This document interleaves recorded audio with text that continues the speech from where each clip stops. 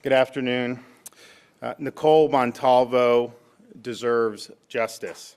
She was brutally murdered and had been treated horribly for many years prior to her being killed. Now, I did not, as governor, seek any involvement in this case. This case has effectively been thrust upon me. And while incredibly powerful circumstantial evidence exists in the case, no charges have been filed. The Osceola County Sheriff and the State Attorney have been feuding. The Attorney General of Florida has reviewed the case and expressed concern that it will not be successfully prosecuted, and the Montalvo family has been left wondering whether justice will be served. Now, I've reviewed letters from both Attorney General Moody as well as Sheriff Russ Gibson. I've also reviewed the facts of the case and facts pertaining to the conduct of the investigation. And it's my determination that the ends of justice will be best served by reassigning this case to State Attorney Brad King of the 5th Judicial Circuit. At the end of the day, this is not about a particular sheriff or state attorney or governor. This is about Nicole and her memory. She cannot speak for herself, and so we as Floridians need to ensure that justice is done on her behalf. And I know we have members of the Montalvo family here, and I think her brother's going to say a few words. Good afternoon. On behalf of Nicole's entire family, I'd like to thank you all very much for being here today.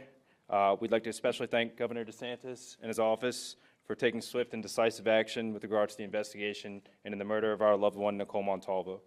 From the beginning of this process, we've made it clear we have no interest in the politics or publicity that's enveloped Nicole's death.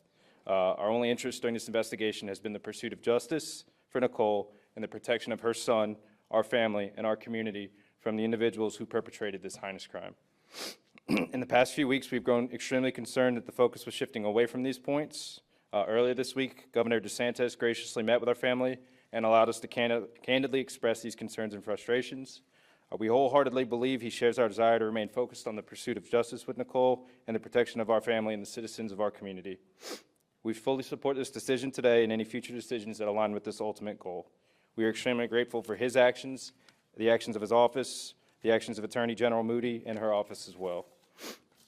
We'd also like to emphasize that our concerns and frustrations that we've expressed are not directed at the many individuals who have worked tirelessly on this case, or of the members of our community who have shown such incredible support and respect throughout this process.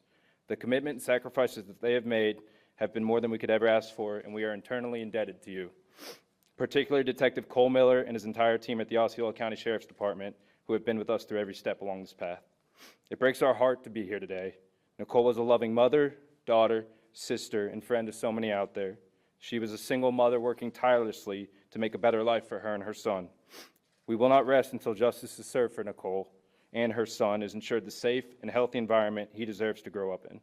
With the support of Governor DeSantis and so many others out there today, we believe this is an important step in that process. Thank you.